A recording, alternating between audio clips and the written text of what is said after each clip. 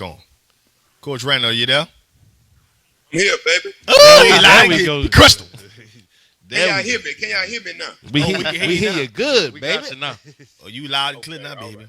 Now, All right, man. Coach, I got to talk about the best side of the ball. Here he goes. I got to talk He's about so the biased. best side. Yes, I am biased. You know, and Biased. me and Marcus have had this conversation in public, plenty of Yep. time. Yep. You went out and you hired my boy, Coach Benjamin Morgan. Yep. Coach with him for a couple Yes. years. And, me and him have conversations. How have you seen the kids respond to his coaching styles and his expertise, especially being on being a defensive back? For the kids to buy in and the transformation that it might help y'all program out. Well, man, first of all, man, he came in. He doing a great job for us, man. I'm big on development of it. I know he was a young guy coming in. He had got a little experience as a co-coordinator, and I just and listening to him, not only his coaching style but his teaching style, and I thought it would just be big for us to get a guy like that into our program. Our guys have responded real well to him, and he can actually relate to those guys. Like I say, he's a little bit younger, and he played the game, and those guys are responding to him, and I'm getting excited to see what he's going to do when we actually have to start, preparing for teams, and we start getting game plans together, and having those guys execute over there.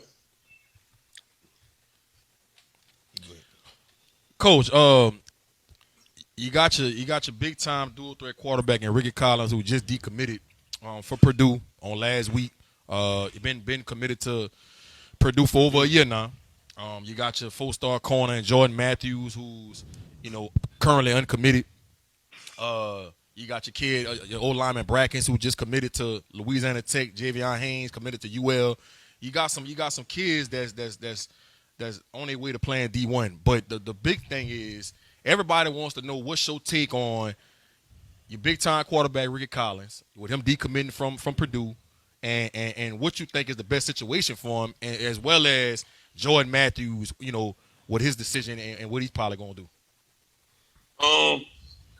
Ricky sat down and talked to me right before he decommitted, and we talked about some things that, like you say, he's been committed over a year now. He committed right before last season, right. And we all know right before last season it was right coming out of COVID. A lot of guys were kind of on the fence if they were going to get offers, how the offer thing was going to go, because all those guys would get extra years. So he wanted to definitely lock in a place that he felt comfortable with. Coach Biaggi did a great job of recruiting him and making him fall in love with Purdue. Right. And I just think, so during the spring, obviously Coach Biaggi had left, and he still had a great relationship with Coach Brumman and all those guys over there. But, over the last month, 2 months, I think that he kind of reevaluated, looked at it. Like I said, that was over a year ago, and it's just been a lot of new things coming up. He's able to kind of really see the process now, and I just think it was a great time for him to do it if he was going to do it, because now he's got a whole year to kind of assess this thing and truly go through the process. What about your cornerback Jordan Matthews? I mean, he's kind of been, that under the radar corner that nobody's really been talking about. But I mean, this kid's 6'2", long arms, have over 20 Power 5 offers. What's your thought process when it comes to him, and what's a good fit for him for the next level? I think anywhere he lands. I mean, guys like that come, they don't come often. Guys that can run with his speed, 10'6", 10'5" guy, long, rangy, savvy guy. He's been around football all his life. His dad played on, on the college level, on the NFL level. So he's been getting, brought up in this business. Right. I mean, he's been kind of made for this. Almost, I could look at him as a Derek Stingley type guy, and I know that he and that family is tight knitted. So I see this guy being one of those guys that's going to be able to go in and play early at wherever college he go to. I think he's narrowing it down now. Texas, Tennessee, and I think Michigan. Okay. And Wolverines, baby. And any three of those right there now at this point is going to fit him. Like I say, he can play anywhere. He can play in any conference, anywhere. and he can also play more than just corner. In my mind, as y'all will see him play a little safety and some of that too this year. No. I'm biased. He going to Ann Arbor. Go ahead and make a commitment now. I'm biased, coach. You know, I think he like to jump, man. I do know he like to jump. Man. Be up there, be the next Jabril Peppers over there. You hear me? That ain't good. Indeed. What you mean? First round pick, good enough. I don't care who get in the league. Yeah. Handling business at Michigan. Coach Bellarmine doing a good job up there with them DBs, so don't hate now. Don't hate. Don't be like that. Anywho, Yeah. Bellarmine has did a great job. Bellarmine did a great job, have done a great job of recruiting him too, man. He did a great job. Yep. See, Ann Arbor, maybe just because they care to snow. But listen, Coach, I do want to talk to you. You got a lot of kids coming to your program, and y'all have done some success over the past 3 or 4 seasons, not since you've been the head coach. But obviously, this NIL thing is starting to become a big deal. What's your conversation now with some of these kids getting recruited in college football now that the dynamic of recruiting has changed? It's completely different from when you was coming out of high school, decided to go to LSU. The gaming landscape has now changed with obviously social media. Now we got the NIL to deal with. What are some of your conversations that you're having with some of your kids being recruited, now into college football? Some of it I was already having, far as the social media piece go, because obviously, character was always played a big part in getting recruited, and guys knowing who you are. So I always, since social media has became what it became, I always have those talks with them. Make sure you before you hit the sin, make sure you know this what you want to send, because ain't no coming back from it. Right. Even if you take it down, Ain't no reason. take it down. Yeah, right. And once you get an image out there, and even when you try to change, those things will still pop back up on you. So you got to be mindful. You almost got to have a professional mindset now at this age, and you asking kids that have all this power and all this at their hands to be responsible with it. But if you don't have adults there kind of guiding them through that, then they will have some of those pitfalls. And now when you start talking about NIL, now that's just a whole nother thing on top of that. I don't know all of the ins and outs of it still, as probably nobody all the way knows. But right. I do know this, that you have a chance now to make yourself money going into college, and you don't want to have anything blemish in your name where a company that can potentially represent you, or a college that wants to be in, but you don't have the right character, or they don't have the right thing that want to go along with their brand to be able to give you those that money that you're getting. But these guys, man, I tell you, unlike when I was there, they get 6 figures. They get 6 figures just to come on in. Boy, what? That's big. Hey, G, you was there Saturday. Yep. Friday at the BK Splash. Yep. I'm just talking to coaches. I'm trying to see how it works. I'm getting more information that I can get. I'm asking questions. They saying almost everybody's starting off getting 50. Don't matter if you third string or first string. Yep. So now if you got those kind of things going on, hey man, it's a great. Do I want to leave school? Do I want to leave college early now? Right. No, I want all 5 years. Yeah. I want 5 years. I want that red shirt year and everything. Well, one thing I ain't guaranteed to make it to the league, but if I can stay at 5, and I ain't guaranteed to have a $50,000-$60,000 job when I leave here. So if I'm making it right now, I want all my years. Capitalize. Red shirt year and all. Indeed. So I think it's going to set these guys up.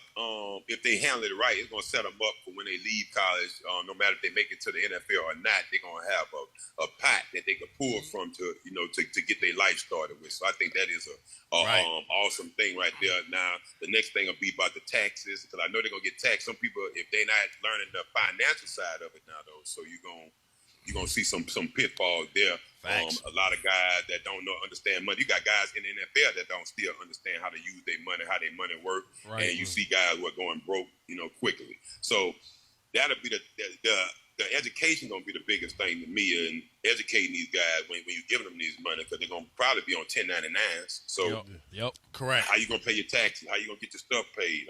And make sure that you don't leave college upside down. Right. Like Wesley Snipes. Yeah, they old Wesley. Now, Mark. Now, one of the things that I've always respected about you and your brother Eric, is I think when God made the Randalls, he might have sprinkled a little bit of like a extra wisdom in the cup, because the one thing that like since I met y'all always talk about, man, it's about the kids and setting the kids up. And one thing I've seen since I met you, you transitioned to partner with a good friend of both ours and Andy Bryson with the Louisiana Magazine, and it's kind of out moved your reach more than just Woodland and Baton Rouge. Now you're affecting kids from Florida to Texas and everything with the AllStar games and the gridiron football. How big a deal is that? For you and your family going forward? Because I just think about just like last year AllStar game that we was into, like the guys that y'all put in front of them, like a Pat Williams, like a Michael Clayton, like a Devery Henderson, to see like, hey, there's life outside of football. And especially for our guys that's from Louisiana, these are 3 Louisiana prospects too that made it at the highest level. Right. Well, man, that's a big part. I always knew that I wanted to. I ain't gonna say I always knew. Around about my junior year, I knew I wanted to come back and coach. Man, I was getting so much information in college, and I just kind of applied it to, man, if I knew half of the things I knew now coming out of high school, how much further along I would have been when I got to college. Yep. So that was kind of like my drive of going back, and I wanted to always come back to Baton Rouge where I grew up at and give it to the kids that's here, because I didn't think we had enough guys. I mean, we got some great coaches, but if you haven't been on certain levels and you haven't had, seen certain things, there's only so much you could give the kid, give that kid. So I definitely want to come back and do that. And I've been here for the last 12 years since I came back from Green Bay, and that's been what I'm doing. And now partnering with Andy over there with Gridiron Football, that was just, I just want to be able to reach all kids, man, reach and help, and just be able to do those things on a large scale, and be able to promote them and do something, not just coaching, and just be a part of the game in a whole nother way. Kind of like you guys doing right now, man. You got to be able to, advance if you're ready for change, and then be ready for the next step, man, and not stand stagnant. I always talk about a book, Who Moved My Cheese? And that was the book kind of, and the book kind of always, kind of tells you about being ready for change before change happens. So, right. I don't know if I'm a coach forever, so I'm already have this on my belt. I don't know if I want to commentate later, so it's definitely trying to build platforms, so you have those options. Yep. You got to evolve with the times, definitely. Agreed. Coach Marcus, man, I want to talk to you about something as it pertains to being an African-American quarterback playing for LSU. The pressure that came with it, and what you went through, and people like, Jordan Jefferson, Rohan Davey, and now, if possible, if it happens, Ricky Collins ends up committing there, he'll be another one. TJ Finley was somebody that came through recently. Anthony Jennings, Peter Parrish, even though they didn't Brandon stay that, Harris. Brandon Harris, even though they didn't stay that long. And I just remember the scrutiny that comes with being a quarterback at LSU. Not just if you're an African American, but if you're a white quarterback too. But it seemed like it's more pressure and more of a bullseye on you if you're an African American quarterback. What advice would you give to somebody like Ricky or any African American quarterback that is being the starting quarterback or competing to be a starting quarterback at LSU? Well, basically, man, you got to go in. You got to be on your stuff, man. At the end of the day, most of the time, going in as a black quarterback, no matter where you are, the first thing they're thinking of as you as an athlete, coming in playing as an athlete. But I think that we have enough examples out there now. Your Russell Wilsons, your guys, that played this game and have played it from a cerebral standpoint. So that was my thing going in, knowing the playbook, getting in there, getting the game speed down, and just playing ball. Because if you choose to go there, then you know that the coaches there is ready to give you that chance. I wasn't going to LSU. Coming out of high school, Jerry Donato was the head coach. Through my high school, all the way up until really right before signing day. And then Nick Saban came in and pretty much on the same thing. I did before myself. I hadn't saw but one black quarterback play there, and that was Herb Tyler. Right. Rohan hadn't even played yet. Right. And growing up in Baton Rouge and being in Louisiana, you gonna hear your friends talk, hear your people talk around you. Man, they're not gonna play a black quarterback there. Right. So But Saban came in. I trusted in what he told me. Jimbo Fisher, I trusted in what they said. They're gonna play the best player.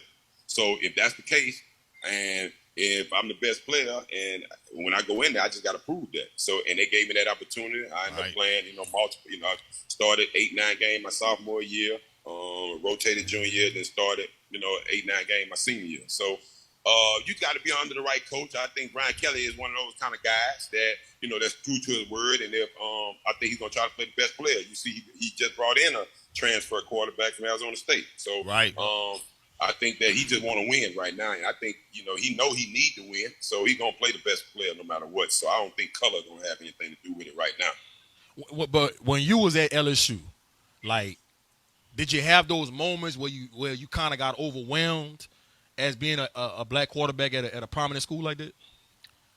Well, like I said, it never really was about the color.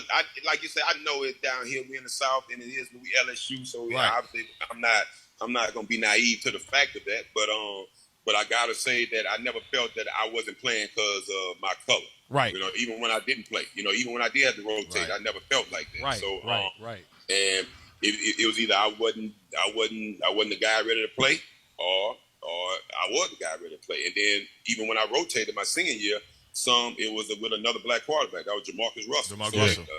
Again, it wasn't nothing about a race thing. So, but I'm like I say, I ain't naive to knowing, that does take place. Somebody would probably want to see certain things go on. So that would be my advice: just go in, make sure we're ready.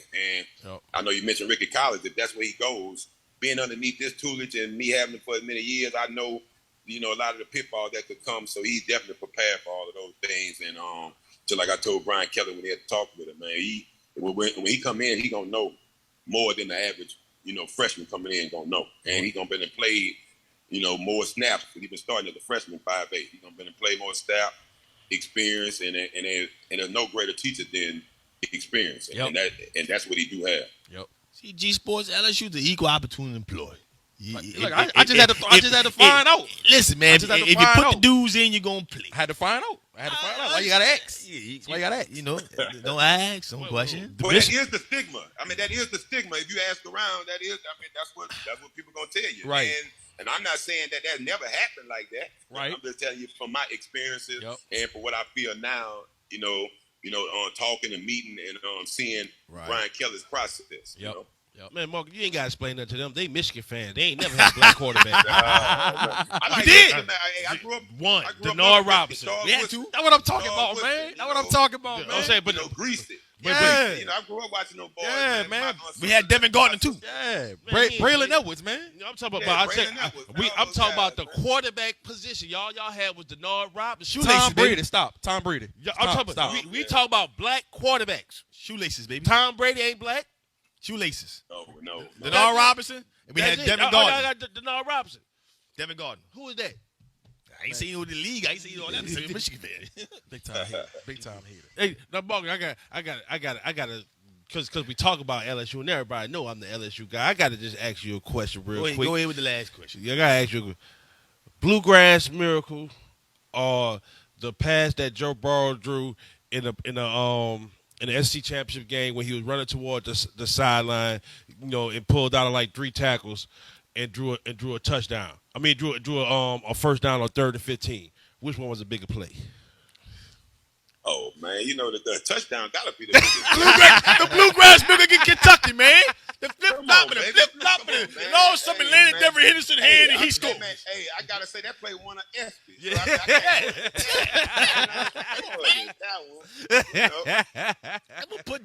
Never put Devin on the map. Marcus, I won't know. Now you would say Joe Burrow's 2019 season, that would can't nobody compete with that. Can't nobody compete with that.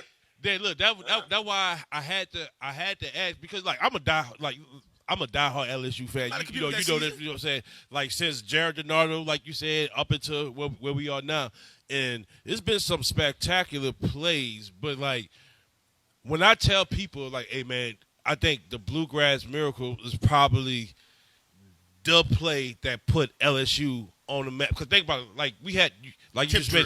mentioned, you had Herb Tyler, you had Cecil Collins, you had Rondell Mealy, Kevin Falk. and then Kevin Faulkner. You had great players, but it never was like a great enough team and great enough moments. And I felt like that was the moment that kind of put like everybody got to see. Then because after that play, you got to see the Jamarcus Marshall, Jamarcus Russell, out Early Doucette. Yeah, you know what I'm saying. Early Doucette against Auburn. Man, I can go plays on. You know what I'm saying? Man, Like him against Brady Quinn, who was quote unquote supposed to be the first round, the first overall draft pick. Outdueling them in the Sugar Bowl. Yeah. To the Jeff Samardzija was still tearing y'all up. So y'all lost. to the Leonard Fournette. So I feel like that. I'll tell you the play. I'll tell you one of my plays that I think changed the whole culture of LSU football. Here we go. I was trying to pull this story out, y'all. I got you. Man, we got Georgia at home my junior year, 2003. And Matt Mock rolling out to the left. You see Skylar Green. Skylar Green actually breaks the play off and goes into scramble drill. He hits him deep in our right by our tunnel. Touchdown against Georgia. And that was one of the staple wins that kind of put us over the hump as being one of those nationally ranked teams that people have to worry about. And we went on to win it all that year. Yeah, I was Higgins alum. I was trying to pull it out you because when you told that, when you and Mike, it was crazy because you and Michael Clayton both had the same exact story. Like, hey, this is kind of what changed the guard. Like, because that Georgia team was loaded. That Georgia team was loaded. And what started all this off for y'all was Josh Reed and putting everybody on skates, running routes. Hey, Josh Reed don't get enough credit. Josh Reed don't get enough credit. On the map. Because he ain't looked the part. That's why. Hey, Josh Reed was that guy. That was special, man. That's the guy that started all this. Him and Rohan Davis. Because he was the him and Rohan Davis. I will say that. I mean, that's another one. Him and Rohan Davis. Us beating Tennessee in the SEC championship. Yeah. In the SEC championship that year, man. That's he was another one that. That it started everything. Changed the coach. Yeah, started everything. Started everything. Say that because he was one of the first to. Outside of I can't think of his name right now. The guy that won the first Heisman at LSU, but he was like one of the Billy Cannon. I couldn't think of his name. But Josh Reed winning the Ballista call was like that's the cream of the crop, and you didn't have LSU players. You always had first team All-Americans, first team All SEC, and all that, but you never had the guy that win to say I'm the best in college football at this, and that kind of started the run of the great LSU Fighting Tigers. Well, like I tell, and I tell my guys, and I would tell anybody, if you're not winning, it's gonna be hard to get into those big time awards like that. Because I mean, even though they're individual awards, they kind of team awards. Yep. If you're not winning, you don't get those. And that's just how they go.